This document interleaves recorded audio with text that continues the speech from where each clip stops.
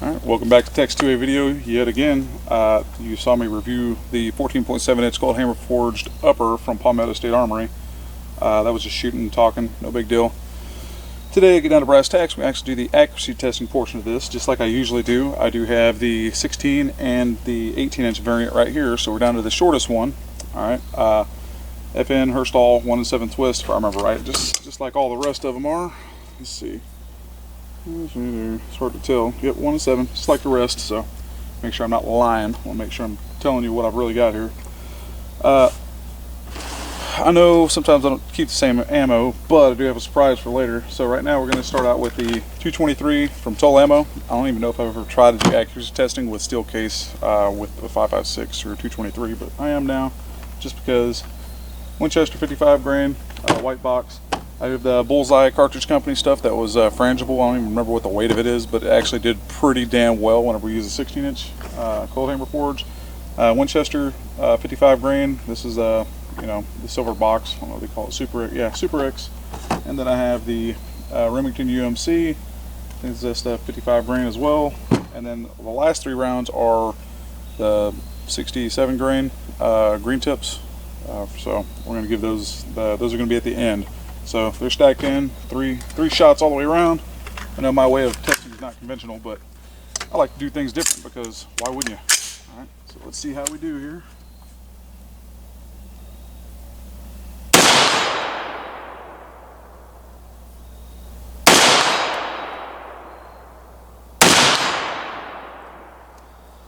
Curious to see what that looks like down there, because for being steel case, I think I just stacked 3 of them. So we'll see.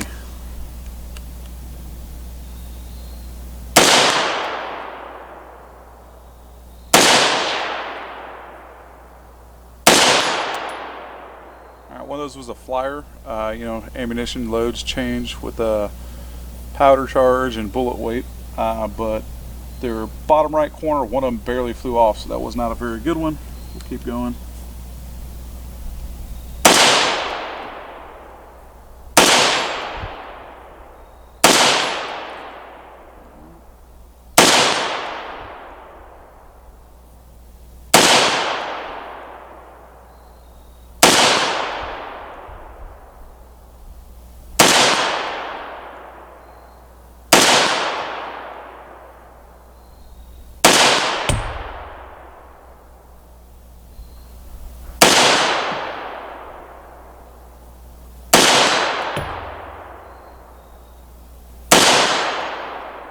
Alright, the group on that last one with the green tips looked like it did really well compared to the 16 inch variant for whatever reason, but ain't like this is nothing scientific here, we're just covering whatever. So alright, and we're going to pause film, we're going to go down and do some measuring and talking, let y'all see what this thing was doing. But after this is wrapped up in the talking point, I'm going to do all 3 of these with some 77 grain Federal Premium Match King, and also some 75 grain 223 Hornady Black. Everybody's been wanting me to test some heavy stuff. I've got it, so we're going to do back to back to back on these. The only issue is it's going to take some time because I do have to recite this thing every time because this is the one that I use for accuracy testing. So, alright, sit tight. We're going to go down the stairs over here and check it out. We'll be right back. Alright, well, here we are back down range, 100 yards out.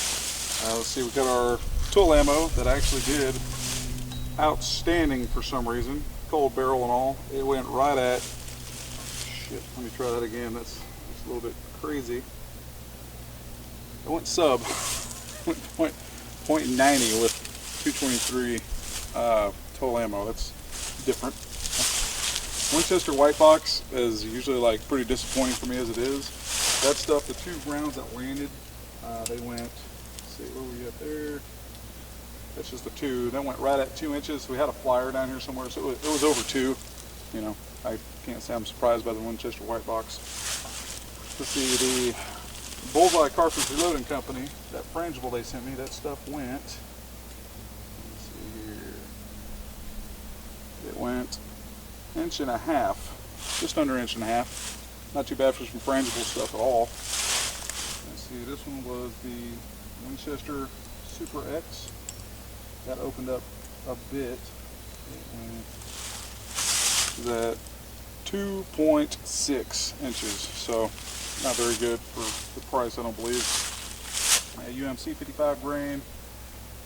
That didn't look like it did spectacularly better. And it went 2.5 inches. And then we got our green tips, did spectacular compared to the other ones it usually runs in. It went just over 1 inch, so not too bad on that one. So that's what you got for accuracy on this guy. The way I do it, letting the barrel get warm and just running it through. So this is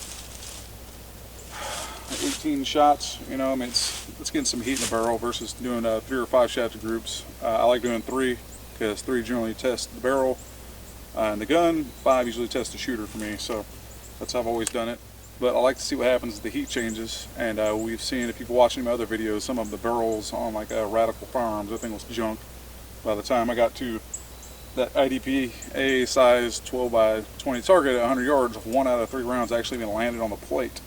Backed it up with the same identical model from PSA, it landed all 3. So it's just DC machine knows how to make a barrel compared to, I don't know who Radical gets theirs from. But that's where I'm on this. Alright, we're going to back up. I'm going to run this one and the other 2 Cold Hammer Forge with the 75 and 77 grain, the heavier stuff. We'll see what it does. Everybody and their mom swears the heavier stuff runs better than these 1 in 7 twists, and I want to find out. We're going to find out today. So, alright, hope you like what you saw and it's useful for you. We'll catch you next time.